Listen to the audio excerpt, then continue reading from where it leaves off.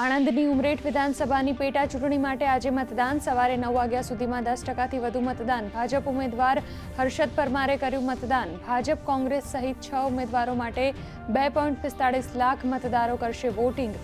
306 મથકો પર થઈ રહ્યું છે મતદાન.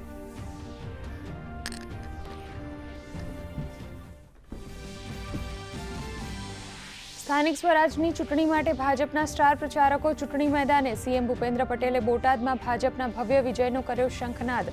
કહ્યું, ભાજપના શાસનમાં ગુજરાત બન્યું દેશનું ગ્રોથ હબ. ભુજ ખાતે હર્ષ સંઘવીએ કર્યો ભવ્ય રોડ શો. જગદીશ વિશ્વકર્માએ આણંદમાં ભાજપનો વિજય ધ્વજ લહેરાવવા કરી અપીલ.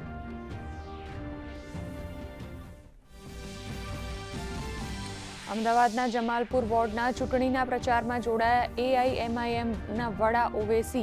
છોટાઉદેપુરમાં કોંગ્રેસના ઉમેદવાર જનવિકા રાઠવાએ યોજ્યા જનસંપર્ક કાર્યક્રમ. તો સુરતમાં આપ નેતા મનીષ સિસોદિયા દ્વારા બેઠક યોજી બહુમતી મેળવવાનો વ્યક્ત કર્યો વિશ્વાસ.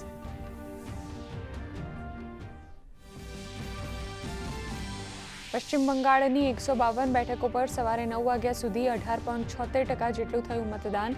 જ્યાં મુર્શિદાબાદમાં ટીએમસી પર હથિયાર બતાવી લોકોને ડરાવી મતદાન અટકાવવાનો આરોપ. ચૂંટણી પંચ આવ્યું એક્શનમાં. તો તમિલનાડુ વિધાનસભાની 234 બેઠકો માટે સવારે 9 વાગ્યા સુધી 17.69% મતદાન. પશ્ચિમ બંગાળમાં બીજા ચરણ માટે પ્રચાર વેગવંતો. પ્રધાનમંત્રી નરેન્દ્ર મોદી આજે કરશે ધુઆંધાર પ્રચાર. કૃષ્ણાનગર અને મથુરાપુરામાં જનસભા કરશે સંબોધિત.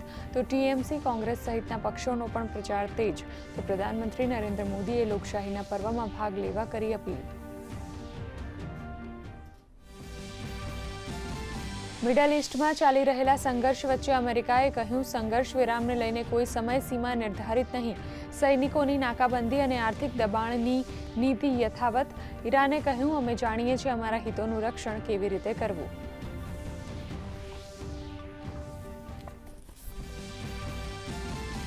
સતત બીજા દિવસે ભારતીય શેર બજાર ખુલ્યું રેડ ઝોનમાં. સેન્સેક્સ 650 આંક જ્યારે નિફ્ટી 150 આંકના ઘટાડા સાથે કરી રહ્યું છે કારોબાર. સોના ચાંદીના ભાવમાં ઘટાડો.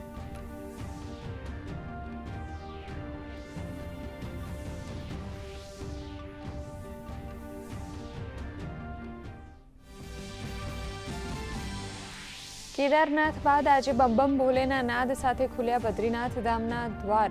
શ્રદ્ધાળુઓ માટે સલામત યાત્રા સુનિશ્ચિત કરવા માટે તંત્ર દ્વારા વ્યાપક વ્યવસ્થા. 4 ધામની યાત્રા માટે દેશભરમાંથી ભક્તોનું ઘોડાપૂર.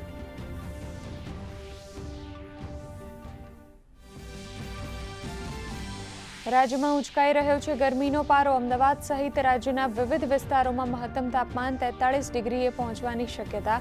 તો ઉત્તર ભારતમાં ગરમીનો પ્રકોપ યથાવત. ઉત્તર પ્રદેશ, બિહાર, ઝારખંડ, મધ્યપ્રદેશમાં હવામાન વિભાગ દ્વારા હીટવેવની આગાહી.